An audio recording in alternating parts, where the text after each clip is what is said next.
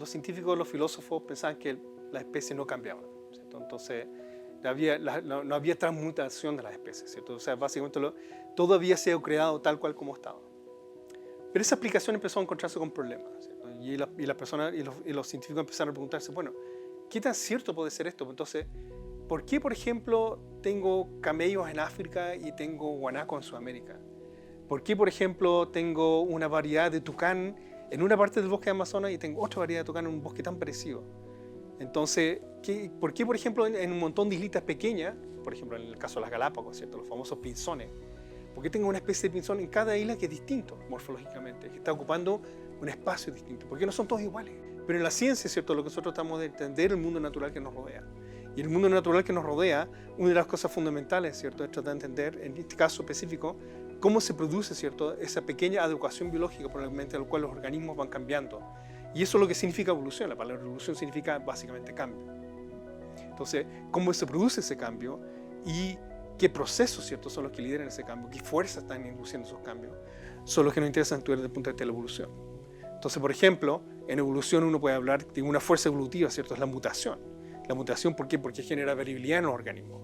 Otra fuerza podría ser la selección, ¿cierto? ¿Por qué? Porque la selección es la que filtra cómo estos organismos, ¿cierto?, sobreviven o no sobreviven dependiente del ambiente en que están. Algunos han dicho que quizás la genialidad de Darwin no estuvo tanto en entender que ese podría ser el mecanismo, sino que entender que realmente de que el quiebre con su época era que él vio la variedad como algo real, ¿cierto? En esa época todo el mundo pensaba de que lo único que importaba era la esencia de las cosas, como esta visión bien platónica de las cosas. En cambio, Darwin dio vuelta a eso, ¿cierto? Dijo, lo único que existe es la variedad. Y si yo tengo variedad, puedo tener selección, ¿cierto? Si todas esas cosas son iguales, no puedo tener selección, ¿cierto? Entonces, ¿y qué es lo que hace la selección? Finalmente permite, ¿cierto?, por favorecer a los que logran estar mejor adaptados al ambiente, los que se logran reproducir y logran dejar descendencia.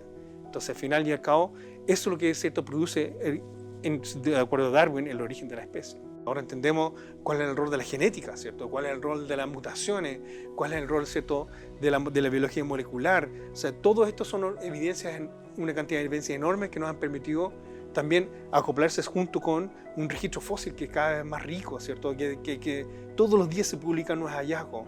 Entonces, todo eso, ¿cierto?, nos está permitiendo entender una visión mucho más completa de cómo ocurre la evolución biológica. Y eso es lo maravilloso de la evolución, que como es una teoría científica, al ser una explicación de las cosas, también te predice cómo tienen que ser los fenómenos. Si las ballenas evolucionaron a partir de animales terrestres, entonces eso me predice que efectivamente debería empezar a encontrar transiciones, ¿cierto?, animales transicionales que van entre un animal terrestre, por ejemplo, un pequeño mapache, ¿cierto?, que era medio subacuático, que existió hace como 40, 50 millones de años atrás, hasta una ballena azul que hoy tenemos hoy en día, ¿cierto? Entonces uno tiene toda esa transición entre medio, uno la puede ver, ¿cierto?, en registro fósil.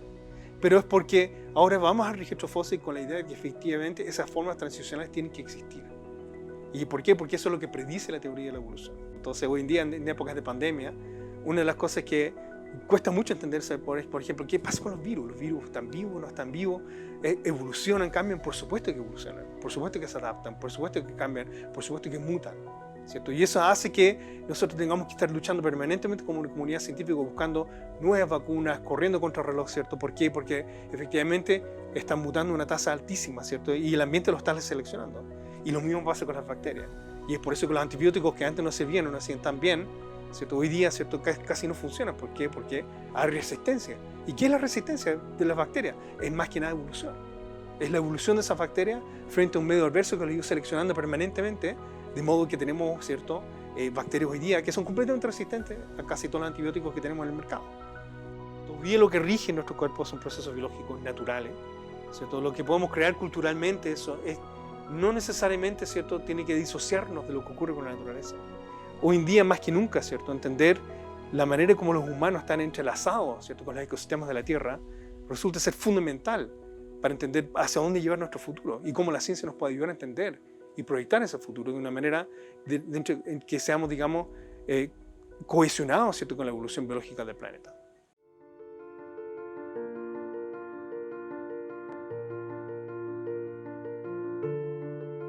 Celebremos la curiosidad para tener un futuro sustentable.